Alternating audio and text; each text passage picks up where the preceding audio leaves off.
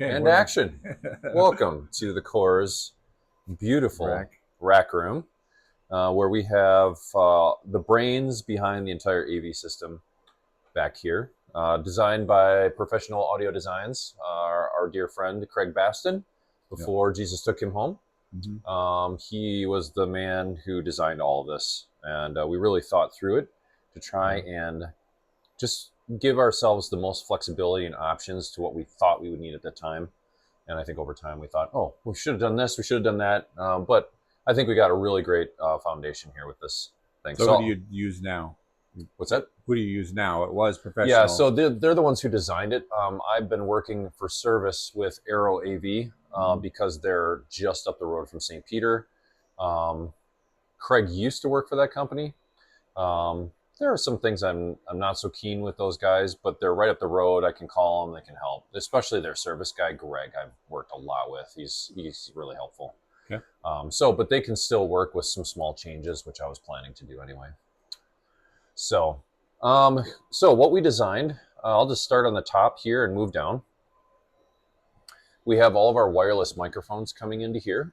We have 8 of them total now.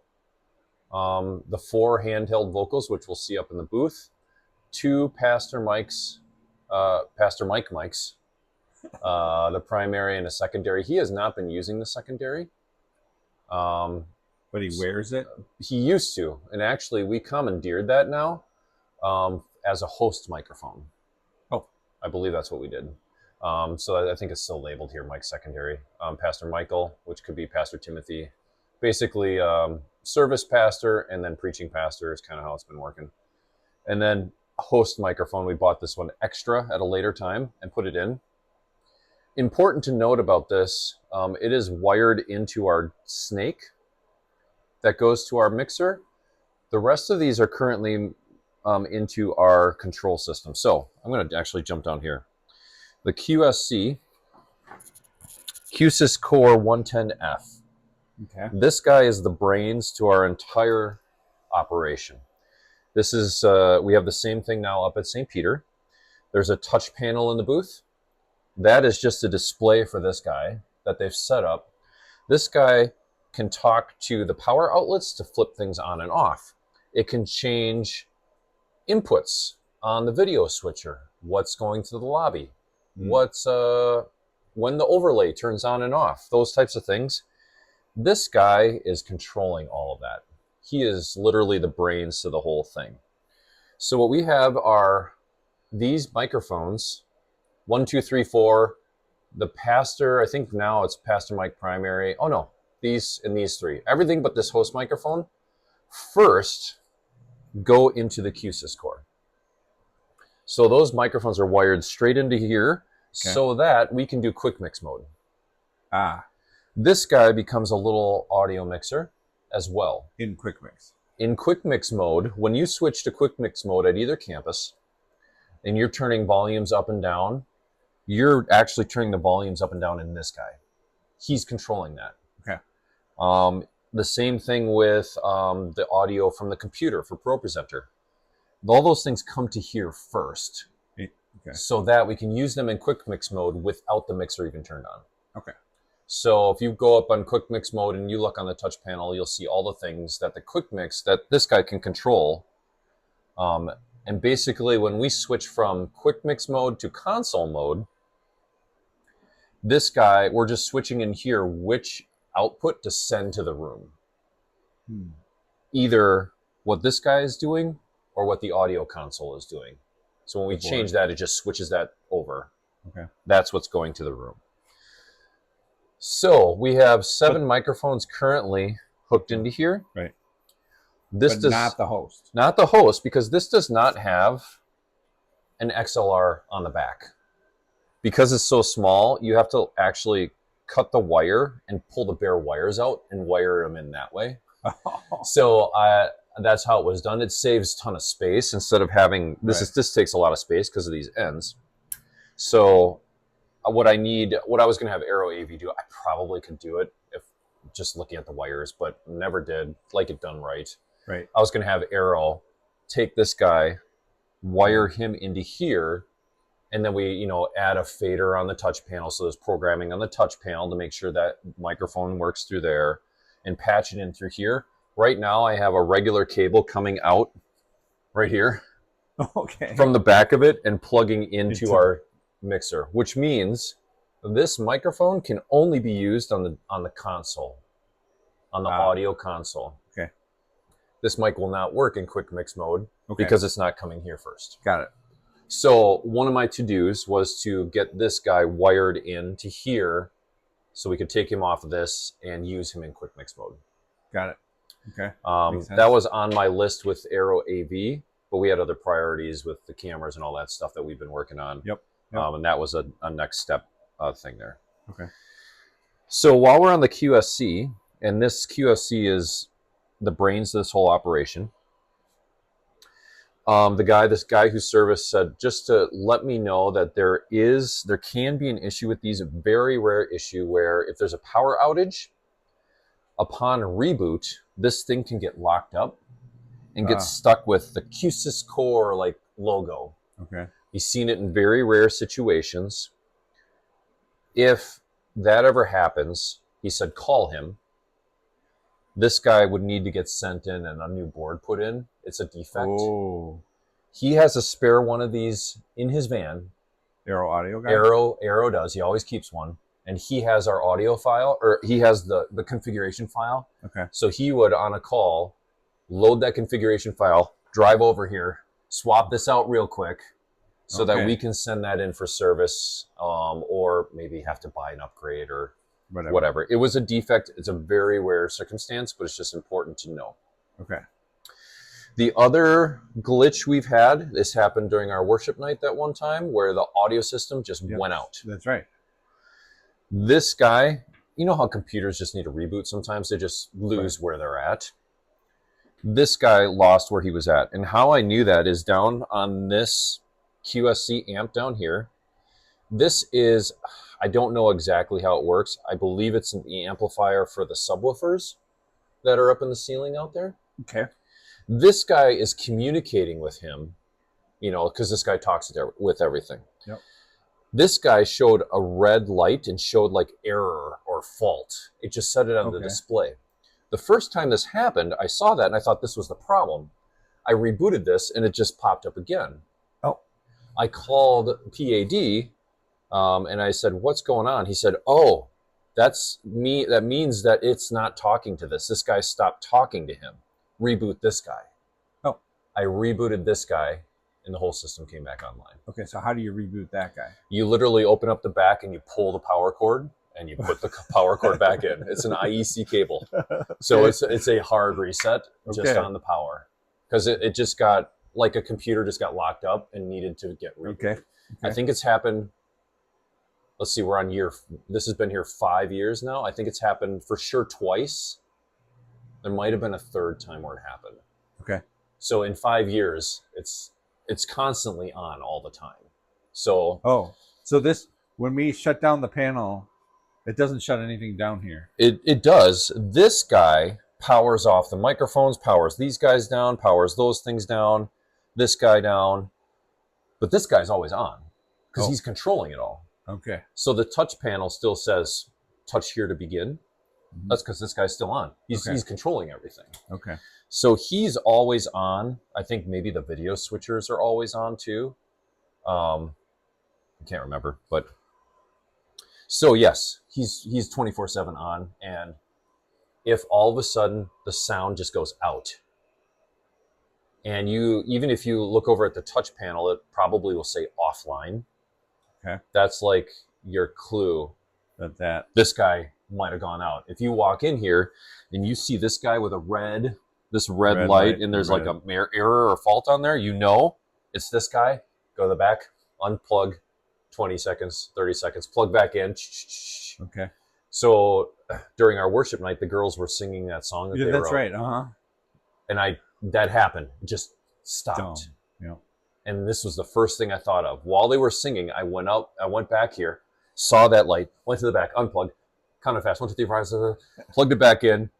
By the time I got back out there, they were done. I turned my mic on and it was working. I was like, oh.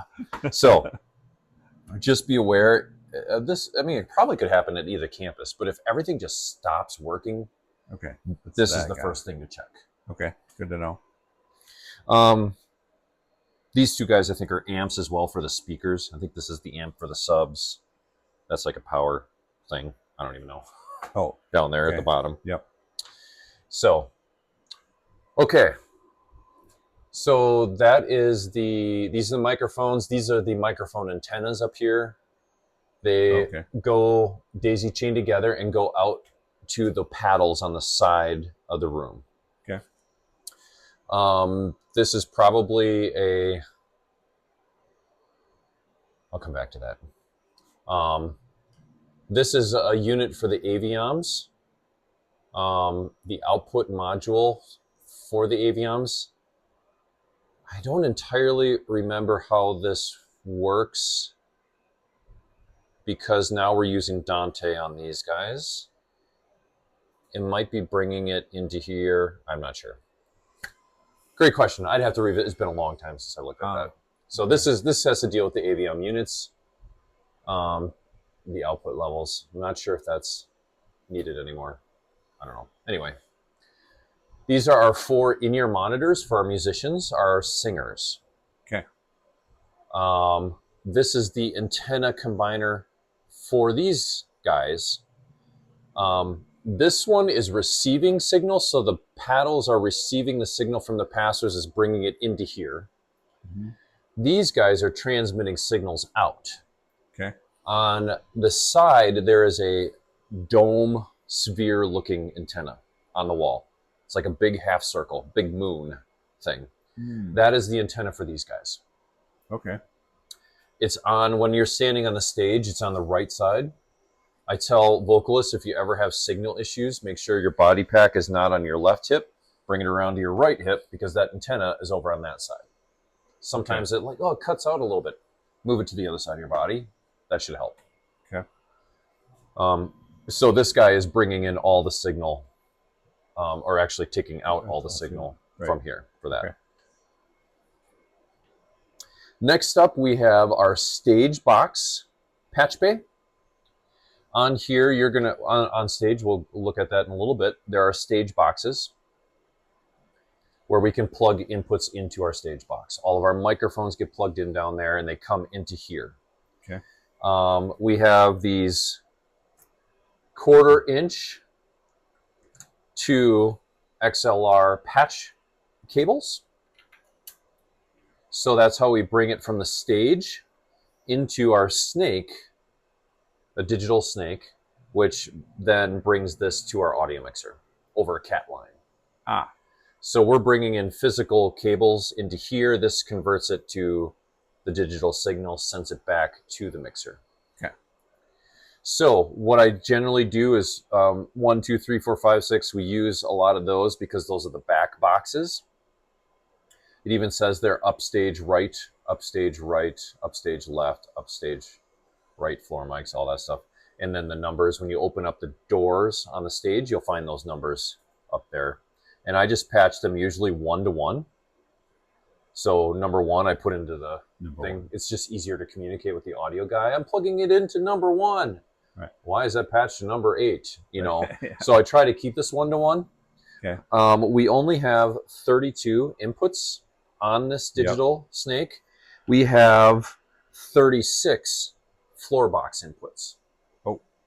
So there are 4 extra places we can plug in more than we have inputs on our snake. So if you use downstage left floor box, number 33, 34, 35, or 36, obviously you can't plug that into 33, 34, 35, 36. Right. You're going to have to rearrange a few things. So try to minimize confusion. But it looks like you're not using any of those. No, I did use that when I had some room mics up there because that's on the front side of the stage over by the baptismal font. That's where that box is located. So there were a couple times I plugged a microphone over there, so I had to find a different place to plug it into. Okay. So we do have outputs down here. We used this a couple times. We used this for Christmas when we had a choir. We did a like a small choir at Christmas here at the core, and they needed a floor monitor so that they could hear, because none of them have in-ear monitors. They needed to kind of hear what was going on. So at the audio console, we can put together an output that has a couple instruments and stuff, send it to an output, and then we had to patch that on a couple of these floor boxes. There are returns, which is basically sending the signal out to the floor box, Okay. which then we could hook up a speaker and plug that in. Okay. And then the audio guy can send whatever things he wanted to that speaker and control it. I also use that for the musical with the kids because they have a hard time hearing the music track because the room is well designed that that sound doesn't go on the stage. So I took a small speaker, set it on the stage. I patched it in through one of these return channels so that I could feed the music to those speakers using one of these output guys. And so that's also part of the digital snake that goes to. Yep, this is part of the digital snake. On the audio console, you can select outputs, and one of them is these outputs right here. Okay. So those are the only situations we've ever used, and we don't use floor monitors much anymore because of the additional stage noise that it produces, because we use in-ear monitors. Yep. However, if someone came in like, I need a floor monitor, we have the ability to do it. Okay. And it uses these red patch cables because the output is the other version. So you just find whichever one you're plugging into, you know, and then on your audio console, oh, that musician or that person needs something. I'll turn it on to output 8, and that'll send it to the speaker you hook up on the stage. Okay. So there are a couple of these cables. So if you needed to patch something for some reason from one end of the stage to the other, you could do that. Okay. You just, you know, there might be a scenario where you might want to send a microphone line over to plug directly into something. You could do that without dragging a cable across the stage. You could just, hey, I'm going to go in this one and come out of that one. Okay. So that's what these cables are up here for. Has that ever happened? I have not used that functionality, no. Because everything we do just goes straight into the digital system. So